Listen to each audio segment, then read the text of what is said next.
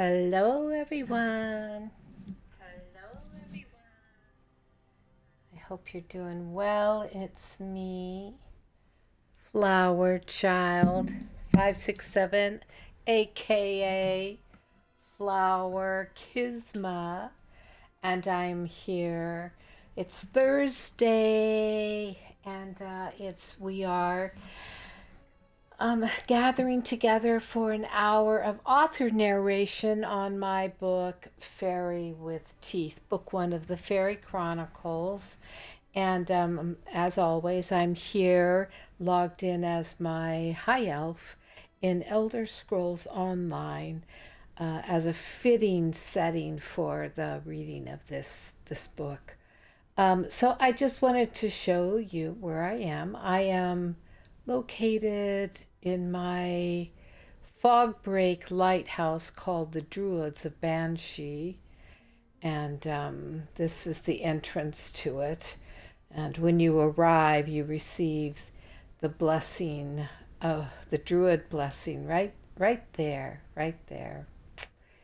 So, and I want to continue on. I've got the dolmen circle up there, and Sharp as Night is over there, and I just have a few other things off in the distance. Anyways, okay, I know I'm spinning it too fast, and it's making you have a headache. All right, so let's do this. Let me just go find a nice place to sit down on to begin with.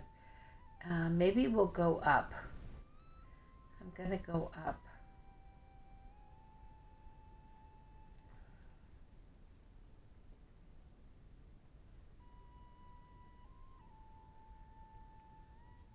This area right here, as you can see, is a workstation area with crafting stations.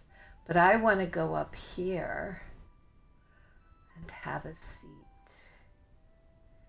where we can see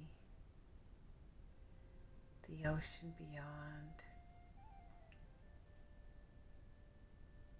And look at here's a lovely, lovely table to sit at. But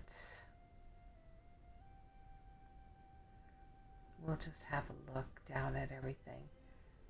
Hopefully, hopefully I won't walk off of that. Let me see. I think I should probably bring myself on so that you can see myself, my little avatar. There she is. Okay. Anyways, here we are. Oh, that's a fitting. Right there. Right there. Anyways, it's wonderful to have you here and have you tuned in. And without further ado, we will begin our narration of The Faery with Teeth, book one of the Faery-Chronicles by me, Kisma, Fairy Kisma. If you recall, we just spent a day traipsing around the Castle Pollard area and the ancient monuments of Loch Crew. And they've come down. They're walking back down. It's mid-morning. They've been up to one, and now they're getting ready to go to another one. And Vivienne is walking by herself. Continuing on page 113, Vivienne finds solace. A short distance down the road, Vivienne stopped at a crude makeshift step for crossing over a barbed wire fence. She glanced around, surprised to find Ken, Ellen, and Carla the only ones with her. "Where's Rose and Shelby? Did they decide not to come, too?" she asked. "They actually headed up before you got down the other one," offered Ken, stopping beside her. "They figured they could get up there and rest for a while," added Ellen. Ellen was the first to climb over the fence, assisted by Vivienne and Ken. Next went Carla, followed by Ken. Vivian came last. The small group of four made their way across the sheep pasture, its long, wet, green grass saturating the bottom of their clothing.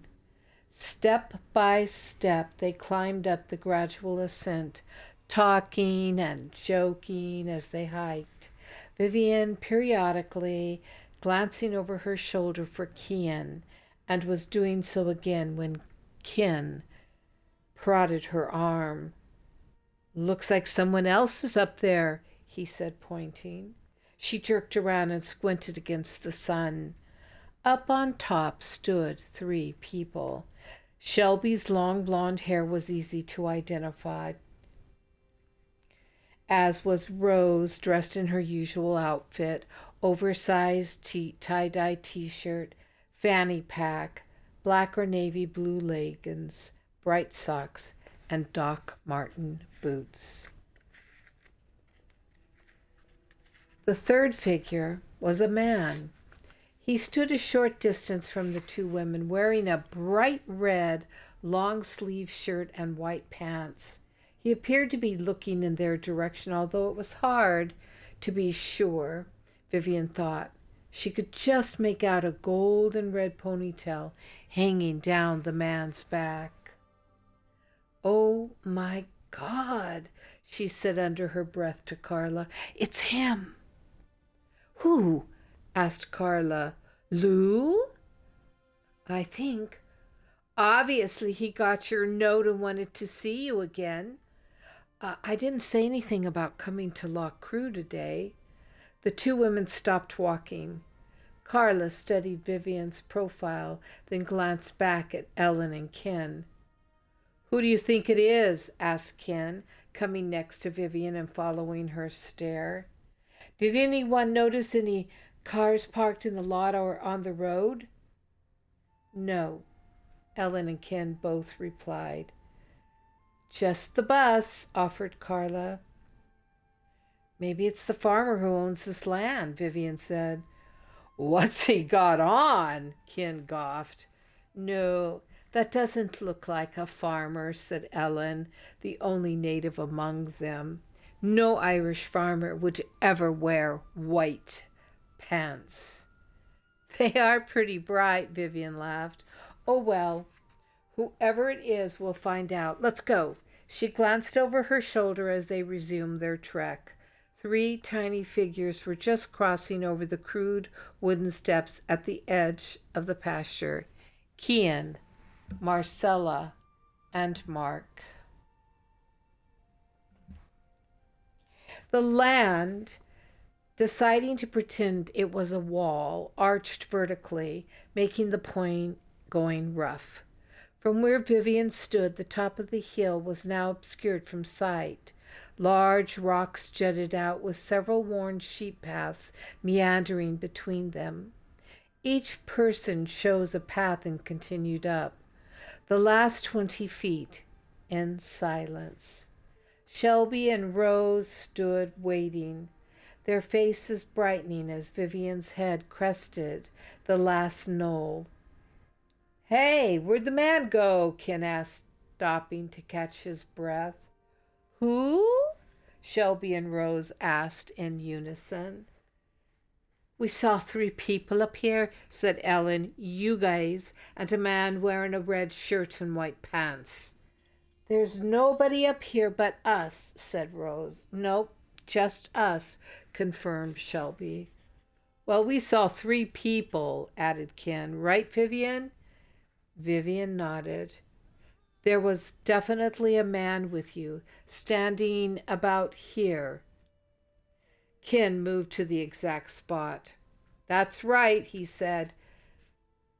"Well, we've walked around here waiting for you, and there ain't anyone else up here," said Rose. "I haven't seen anyone," confirmed Shelby, pursing her lips and looking at Rose. At this thought, the two women flew into an animated discussion over the possibility that a fairy had been present, or a ghost, to which Rose squealed and Shelby hugged herself. "Magic is certainly at work here," said Ken with full confidence. Vivian, quietly and as unobtrusively as possible, withdrew from the small group. Turning toward the cairn, Cranebane West, and studied the familiar mound rising before her. It had been him, the bard, Lou. She felt certain of that. Yesterday had not been diminished into a mere memory. It was flagrantly alive and wanting to live on in the present space and time of now. This gave her heart a thrill.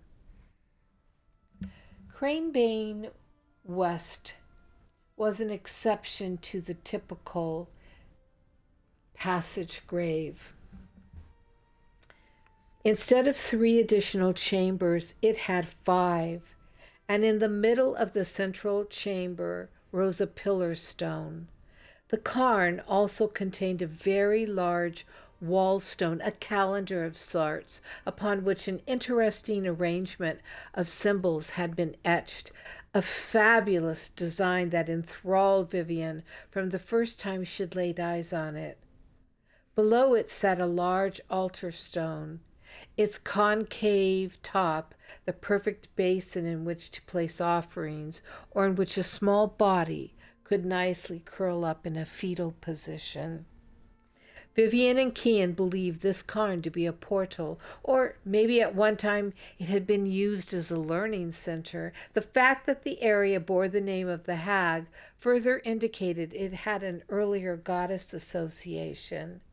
What was most peculiar about this cairn were the 4 smaller ones surrounding it, 3 of which were badly damaged, the 4th not even excavated.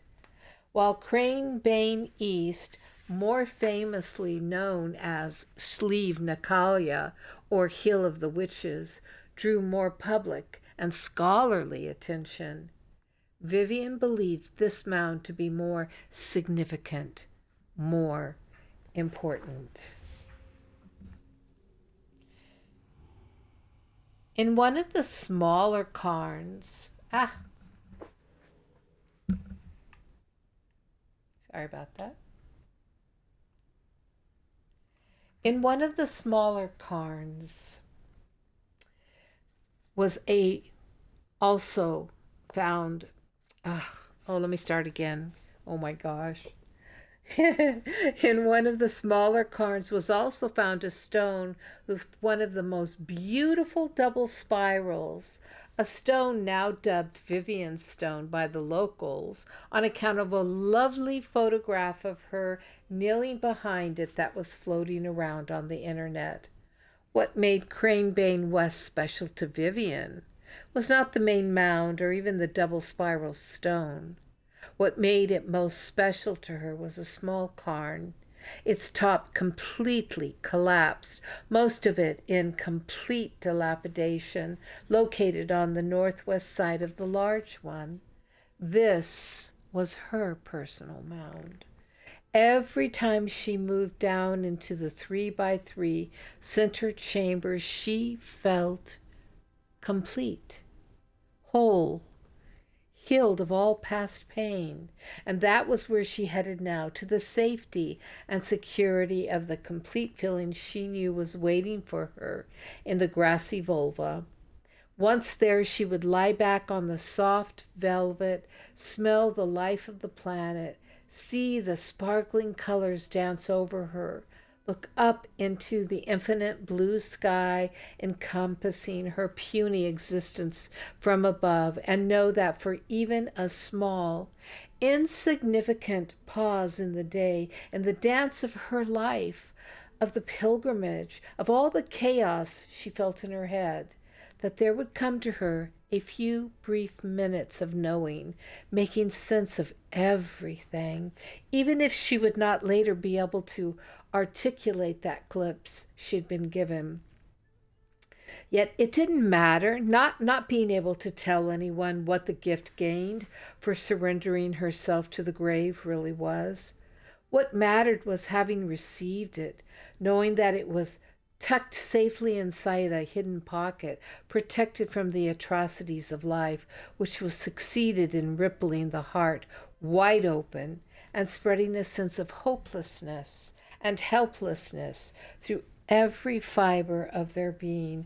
Vivian sought refuge in her cairn, sought the feeling of peace and quiet and stillness, and exhaled deeply when she felt the grass tickle the side of her face, as she felt the uneven earth beneath her, the sharp, biting stones dig into parts of her back.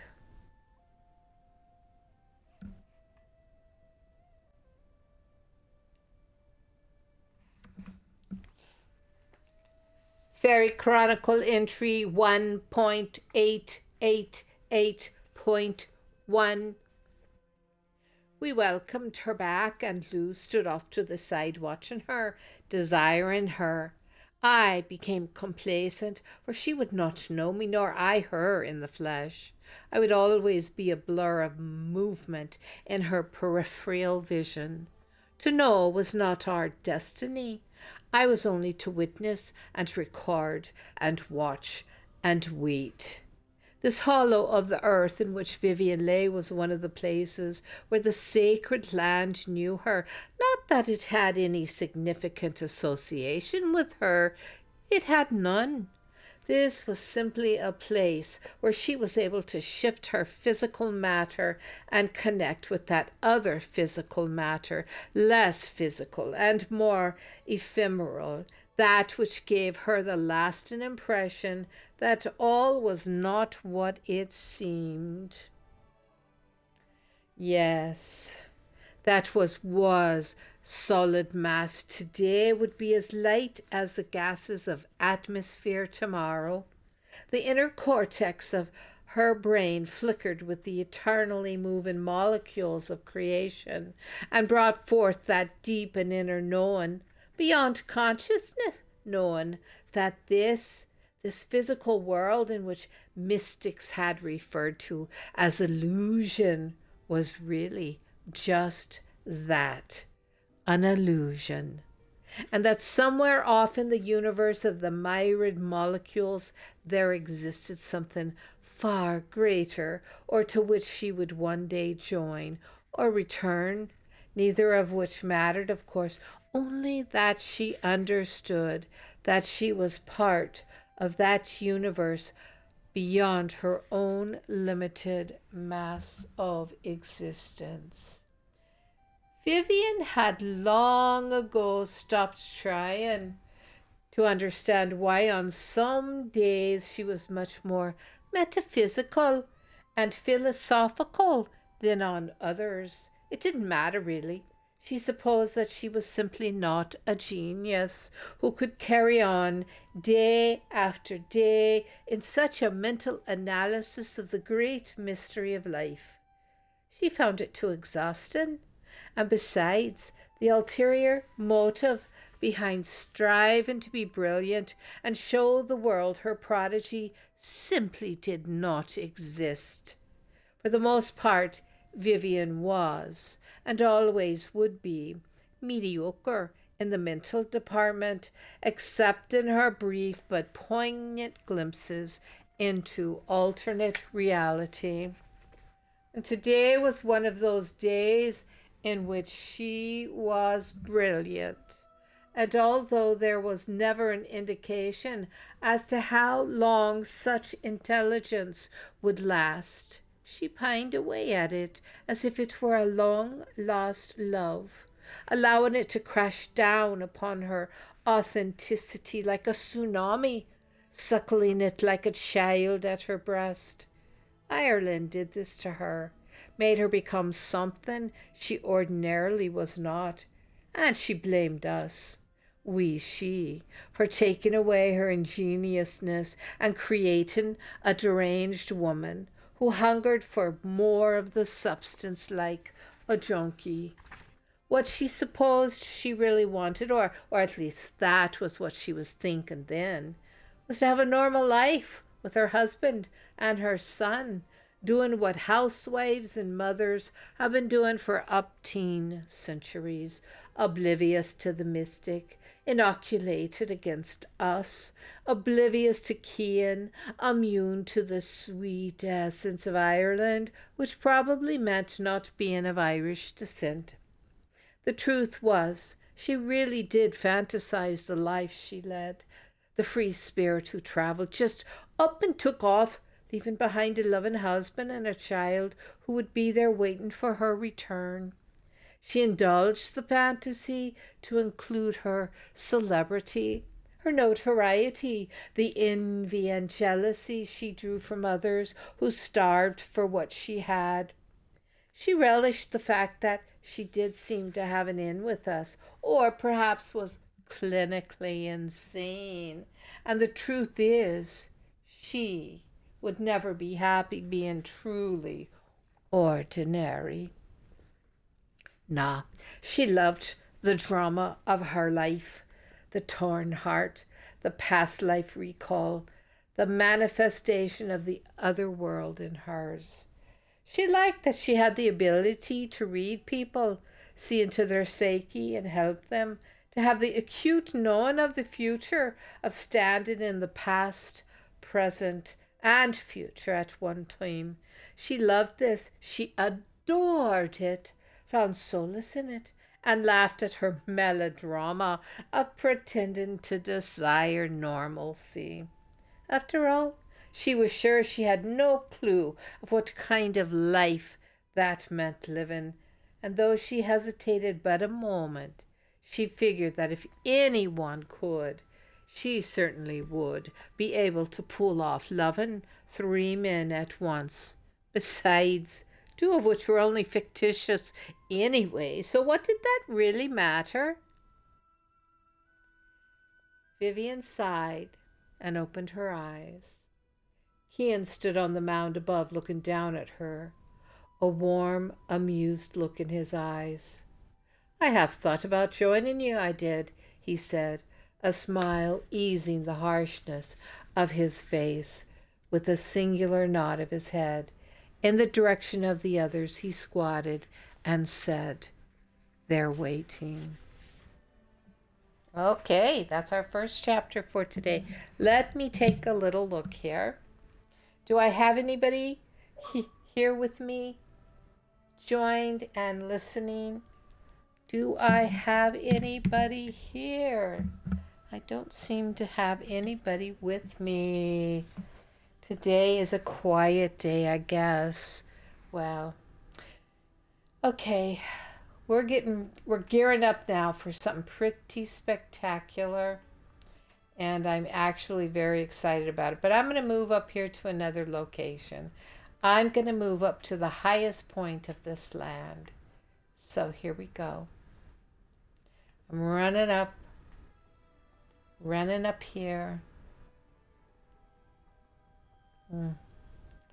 Coming all the way up. Oh, isn't this exciting? Magic. Magic. Magic. It's magical. Look at, you can see my entire land here. This is a beautiful landscape. It's an island, of course, as you can see. There it is. There it is. All right, so the next chapter is going to be quite interesting, to say the least. Very interesting. So here we go. Continuing now after I take a little sip of my water.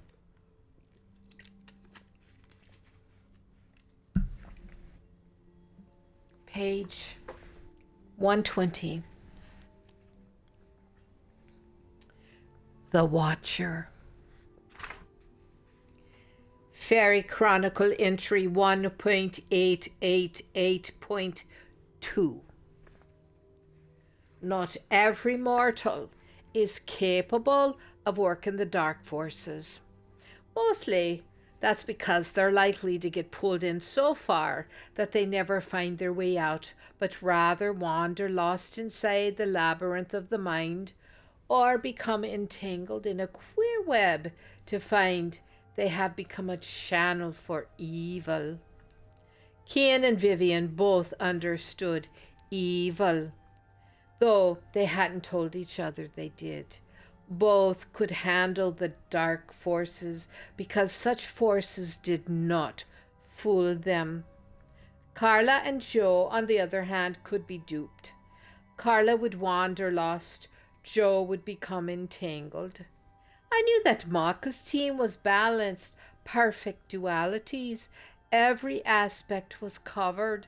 This is what made her team so volatile, just like precious spikenard. Each step the mortals took was one more in the test, for Maka did need to continually test each of them. One weak link and the work would be ruined.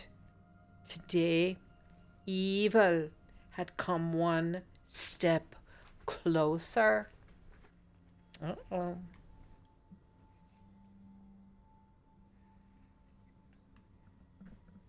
Vivian sat up and brushed grass from her skirt.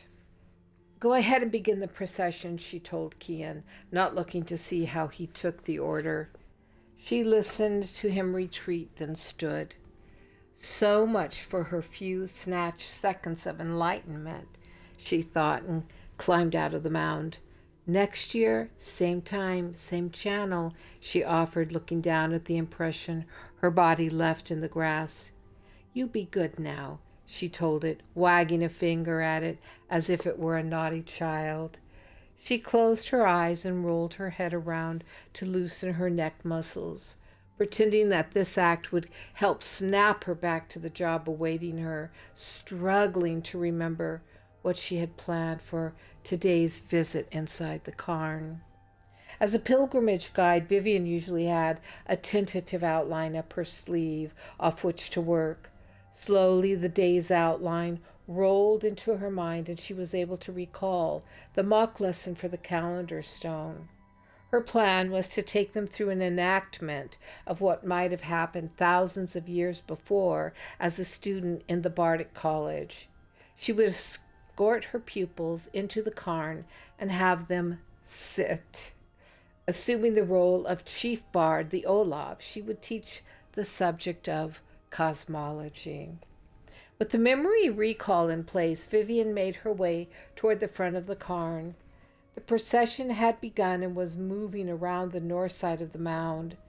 This bothered her for some reason. It was like a pestering itch in the middle of her back that she couldn't quite reach. Reluctant to shift her perspective from scratching to the task at hand, she fumbled inside her day pack to find the key. Finding it, she looked up to see Carla at the back of the procession disappear around the curve. From the other side came the soft and constant echo of the ballroom. Doom-da-doom.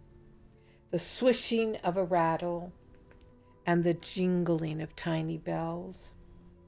Normally, Vivian would have led the procession while Cian unlocked the cairn and entered the space first to secure the energy. And as she slid the long skeleton key into the heavy cast iron lock, it occurred to her that she had unconsciously switched roles with Cian, that she was standing there entering first, and he was leading the group in process.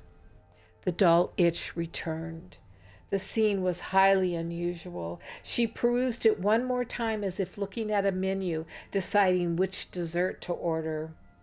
Cian was supposed to secure each site, go in first, make sure it was okay to work, while she led the group in procession in a sunwise direction. Sweet Jesus! That was it. Cian was turning the wheel opposite, and in that one breath, everything fell into place. Today it would be different, had to be different. Vivian had no control over the circumstances, wasn't supposed to have any. She was supposed to allow each difference to take place and then accept the consequences each difference cost. And in that one breath, Vivian pulled the gate and open and moved down the dim passage tunnel into the dark chamber, and the dark inner chamber. The differences might cost them a lot. They felt different too. Entering first and by herself gave her a thrill. God, she usually felt so protected, ushered in like a princess. Let's protect Vivian. Let's get her in safely and get her out safely, was how she always felt in the routine with Kian. Now she stood alone, free, humbled. Are you ready, my dear? The earth seemed to breathe. Yes, she was more than ready. Brown and tan sandstone stood around her, enveloping her with its musty, wet grave scent. In the center of the inner chamber, Vivian gently lowered the ritual bag to the ground, immediately moving to the white limestone pillar. Her hand automatically caressed its warm, smooth surface as she gazed upon the calendar stone. So lovely, so magnificent, resting there before her, just as it had from the beginning of its creation. What does such a stone of mystery attempt to communicate to us? She asked, as she always did. To be back again was an undeniable feeling that tickled her stomach. The smell of damp earth and ancestors, the smell of hay and wool, the smell of peace, and the whispering stones filled her nostrils, her senses. Oh, it was so good to be back. Stooping, she rummaged through the bag and pulled out a box of tea-light candles. Out of the corner of her eye, Vivian saw something move. She bolted upright and froze. The air filled with kinetic energy, snapping and shivering. Slices of white and blue trellis jumped through the air. All sense of time and space diminished as Vivian slowly, mechanically turned her head to peer into the back portal alcove.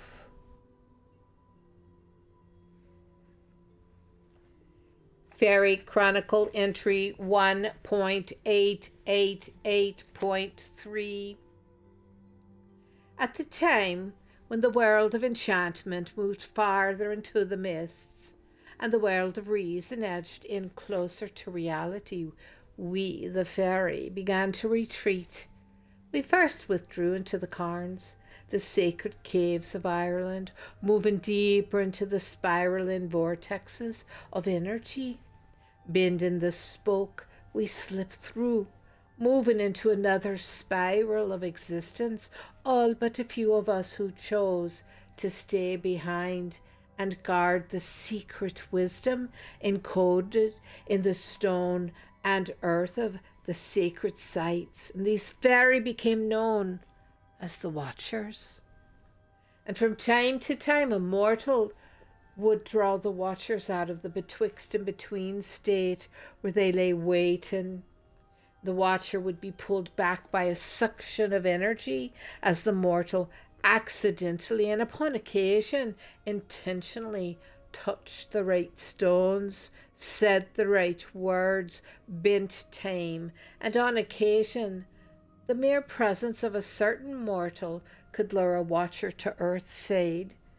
Curiosity would cause a Watcher to materialize. A man stepped out from the back chamber and stood framed by two standing stones. Dressed in non-distinct brown clothing, his face just as indescribable.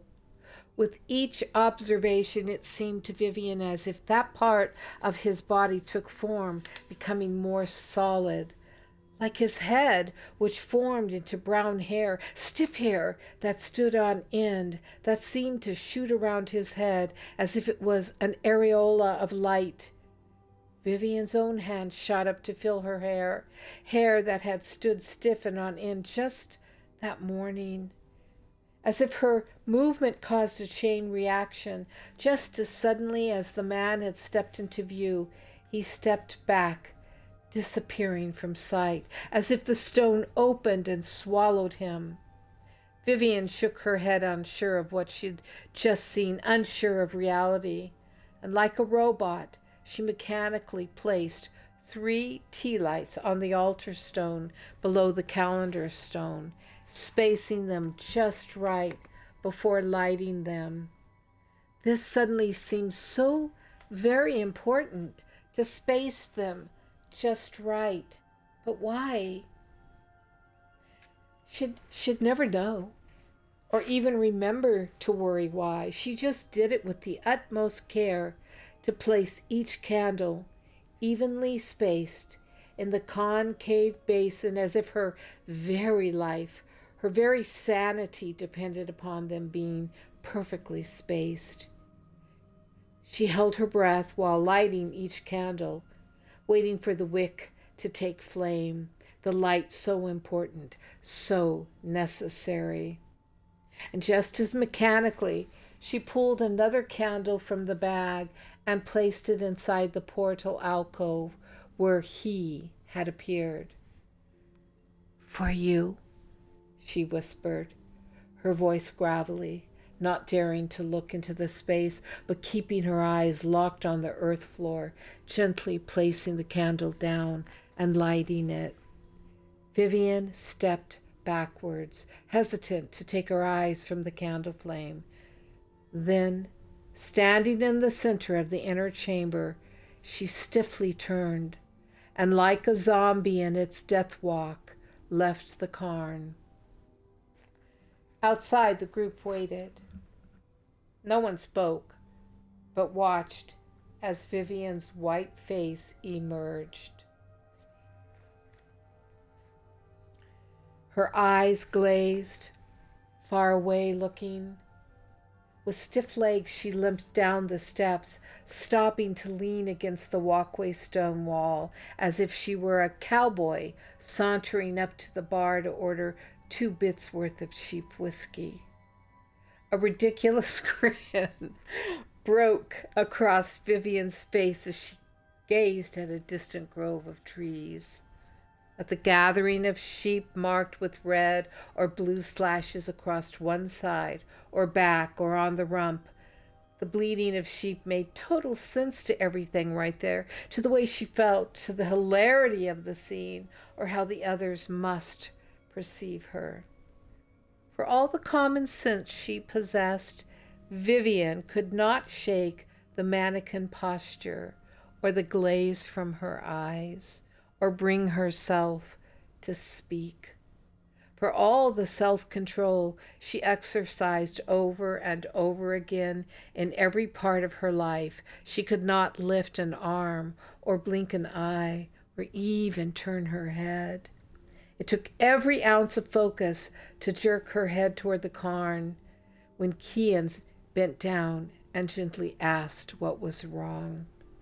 Yet she knew it wouldn't make anything clear to him or communicate all the intricacies of the experience she'd just had. How could such an insignificant movement explain how she'd just been zapped by some supernatural power which penetrated her very core, rearranged her chakras, and all her internal organs? Vivian wanted to say, if the color of my skin, hair, or eyes have changed, I'm not surprised. But she couldn't speak. All Vivian could do was mutely stare at Cian. Okay, that's chapter 2. Hello out there in listener land and maybe viewer land. Just wanting to say hi to everybody. Hi. Oh, hi. Right? Like that. Hi. And thank you for being here. And I appreciate you listening. whether you're live right now, which there are several of you live right now, or watching the rerun here on Twitch, or going to the YouTube archive and viewing the reruns posted there. You make this worth it to me, and I appreciate it. Plus, what I'm doing is I'm creating I don't know, what am I creating? I'm creating something or other, I don't know. All right, so yeah, that was a real experience I had. I'm going to tell you that much for nothing. I'm going to tell you that much for nothing. It was quite an uncanny experience. And in just a moment, we're going to move forward and read the final chapter for today. And I think it's going to be important to hear because it is going to really bring into perspective what happened on this trip. It was about this trip. I'm jumping off, and I'm running over here really quick. I'm taking you to a memorial that I built for my sister Debbie after she left the earth plane. And I came into ESO in the few days following, and this was in honor of her life.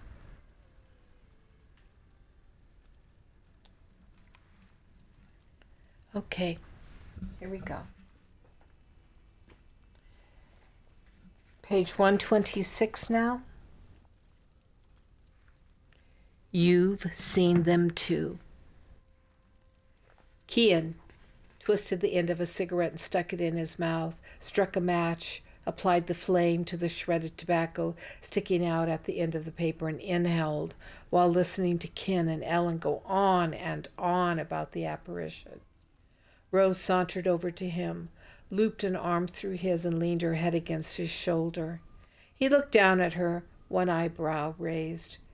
"What do you think, fairy or ghost?" she asked. Her nasal whine made Kian pull back just a fraction.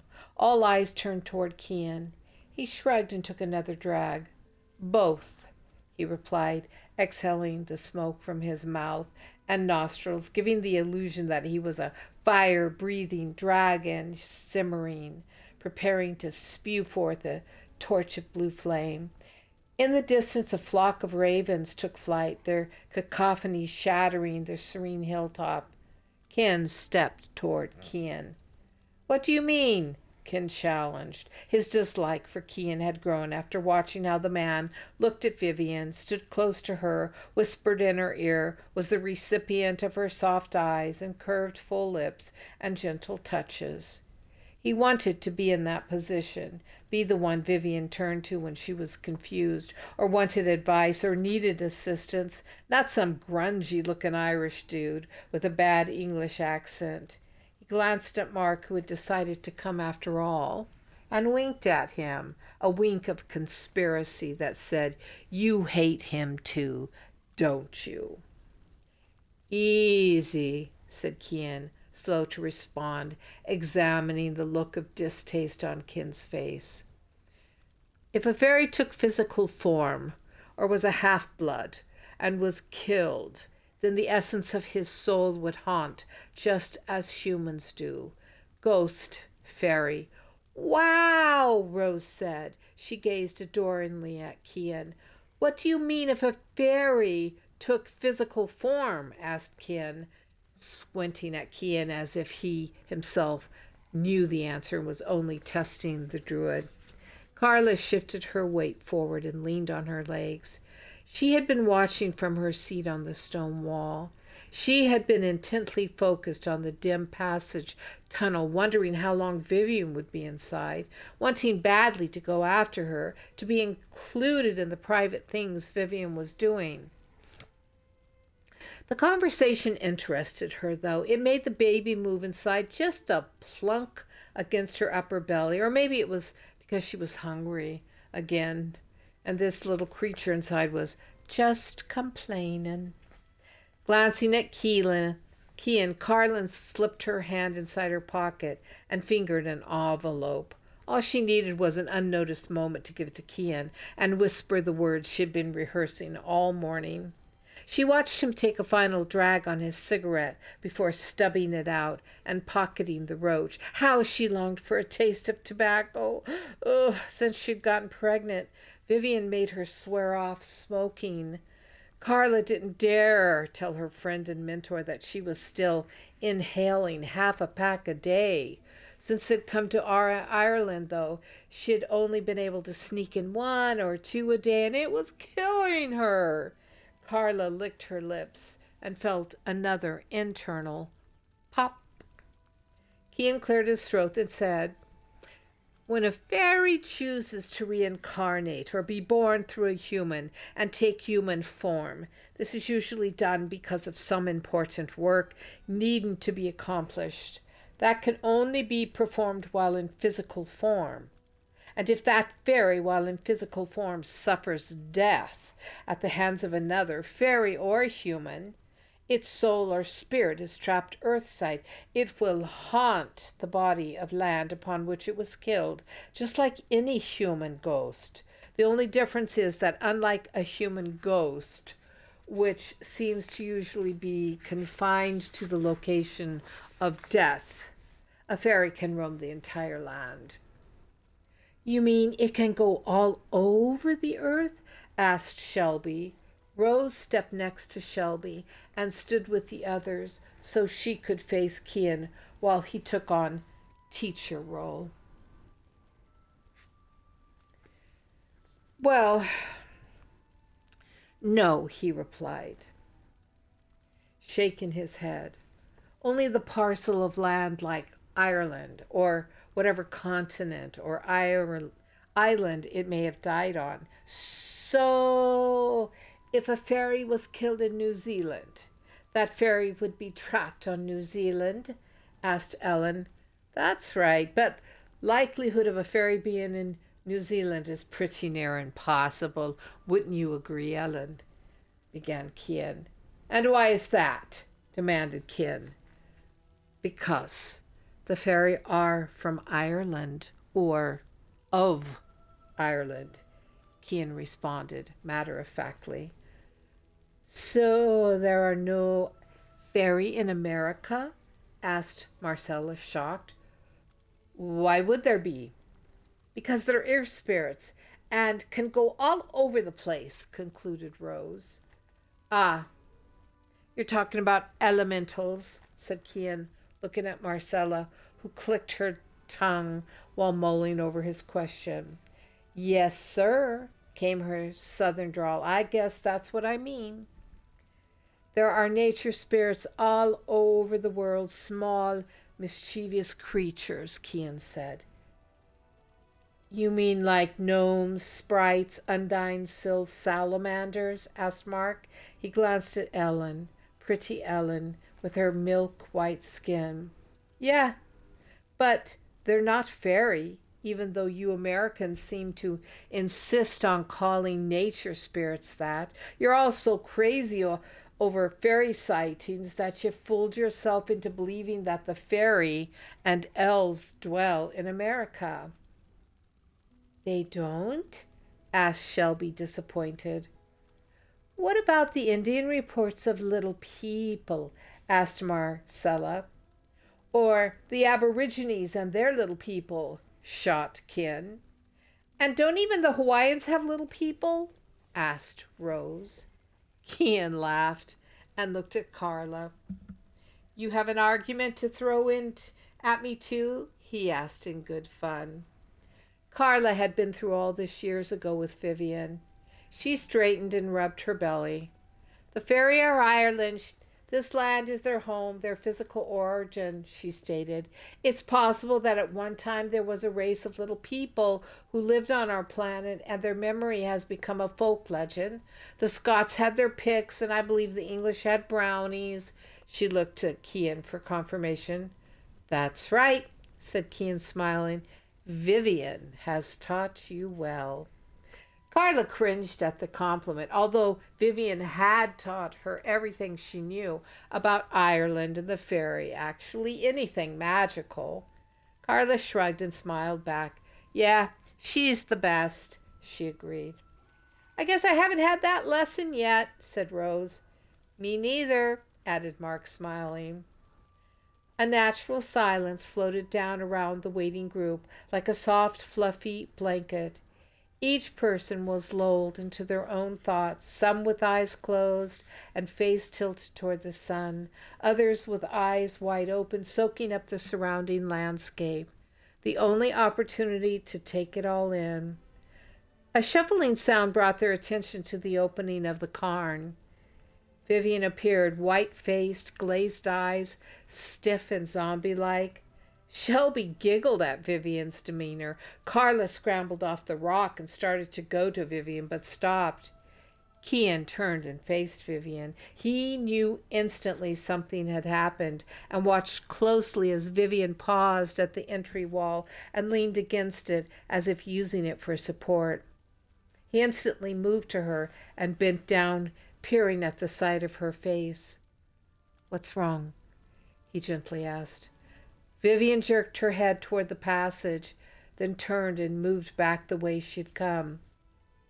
"You all wait here," Kian instructed the pilgrims. He paused next to Carla as he turned to follow Vivian into the cairn and whispered, "I'll find out what's wrong."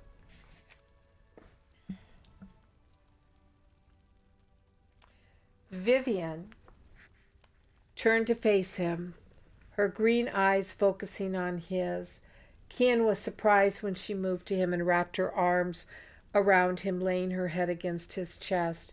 How it felt natural to circle her with his arms and rest his chin on the softness of her hair, fully realized and cherished. Kian held her. He was her knight, her protector, and oh, how he wished in that moment to be more than that. How he wished to be the focus of her every thought, to be the center of her life. He fell into the embrace, rested his cheek against her head, closed his eyes, and took a deep breath, breathing in the embrace like a fragrant rose, as if his next breath depended on it. The embrace melted as quickly as it had formed, as fast as the snowflake, so pure and original and complete, disappears upon touching the branch of a tree or the top of a shrub, or falls soundlessly to the earth. Her feelings, the deep emotions she felt, merged with the grave, and Vivian stepped away from Kian, pointing to the back alcove as she did so. A man there, putting candles out, movement, oh God, materialized, she stammered. With those words, the experience sprang back, and Vivian fell apart, blubbering, attempting to tell Kian everything at once. She played with the pewter bracelet circling her left wrist, moving her fingers over the spirals etched into the metal, spinning it around her wrist as if desperately hoping that the wheel of fortune would suddenly stop on the color and number on which she had placed her bet. "Slow down, love," Kian cooed, reaching out for the closeness just given him. Her closeness. He had not had enough of it to feel satisfied, to allow the sudden space between them. Vivian became silent.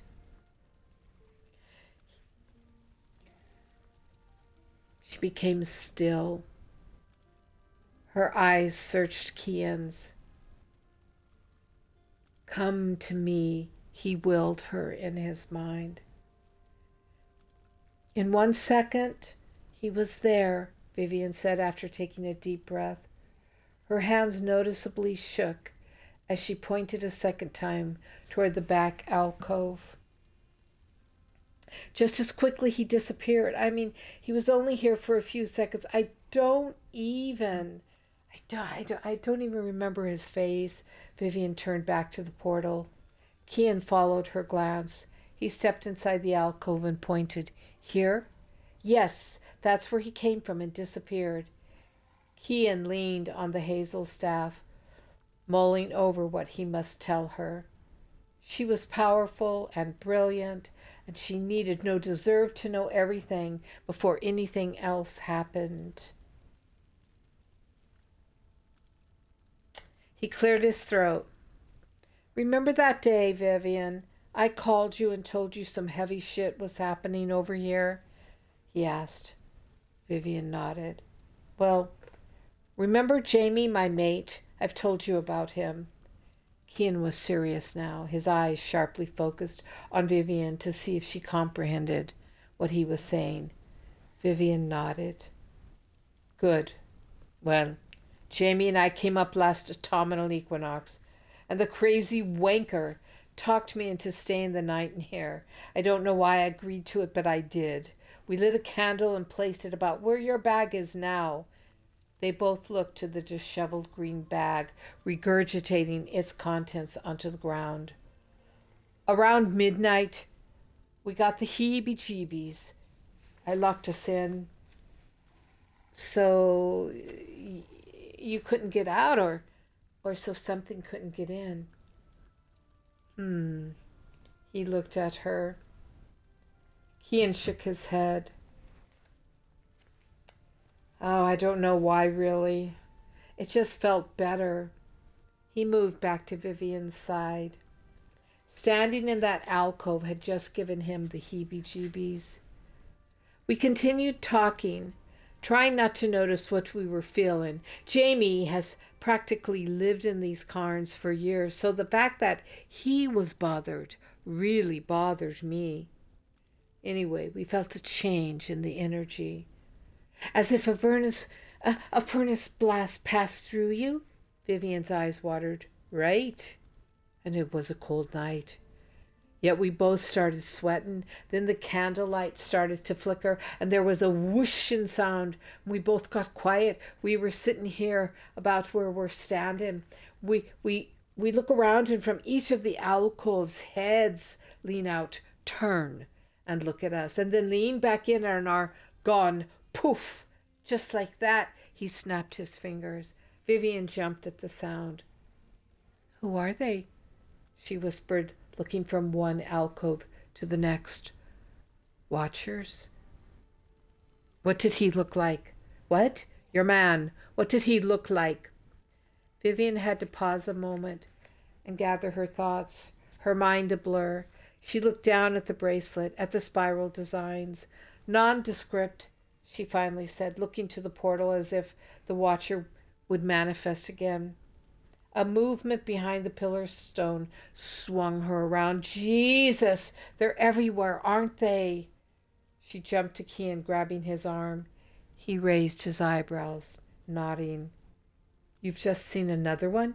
He asked, tilting his head to see Vivian's face better. I feel like the same one. Your man, what did he look like? His hair, Kian tried again. Brown clothing. Oh gosh.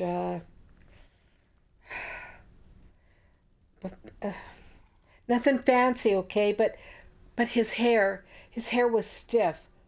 Limed? He asked.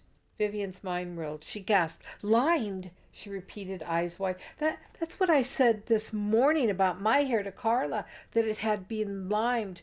Now, why would I say that, Kian? I don't know anything about liming hair. She searched Kian's eyes. Yes, his hair must have been limed, and a light shot out around him. Kian grabbed Vivian's arms. You've seen them too, he exclaimed. Vivian had never seen Kian this excited. Now what? She asked, dumbfounded. We don't know, he said, releasing Vivian and turning back toward the portal. But since that happened, Jamie's taken to running naked up here. He's become known as the Phantom Streaker. He smiled over his shoulder at her. The Phantom Streaker? Vivian asked, finding this hysterical. She burst into laughter. Kian glanced at the passage. Sunlight streamed down it, illuminating the chamber. The world waited outside, and so did the pilgrims. "Let's go ahead and bring them in," he said, waiting for her nod. Excuse me. Vivian turned her head and studied the stream of light, the passage, the lintel stone at the threshold. She studied the cup designs crudely pounded into the end of the passage stone, the outside light, half lighting half of the concave while leaning half of it in shadow. "You've not told me everything, have you?" she finally asked without meeting his gaze. "No." Vivian nodded, brushed the hair from her eyes, and sighed. "Am I going to like the rest?" "No." Again she nodded, one hand searching for the pewter bracelet on her wrist. "Okay," she said quietly, confiding her discomfort. "Let's get this over with." Let's get this over with. I'm halfway through this chapter. It's quite long, and I think I've run out of time. So I might have to do a to be continued. Yep, I could feel the time. So we're going to stop right here in the middle of this chapter. We're stopping on page 133, and we will resume reading next week. And yeah. And so I want to thank you for being here with me and listening today. And I want to thank you for sharing your precious time with me, because life has become quite busy, and that you might take a lunch break with me, or just a pause in your day or evening or night, whatever time of day it might be for you, and listen. Makes me feel good. Not gonna lie about that. Makes me feel real good. So thank you. And we will resume next week. Same place, same channel, same time. And I will never get any good at this camera streaming thing. So sorry if you're watching the screen. All right, everyone. Thank you so much for being here. I so appreciate you. Until next week. Bye for now.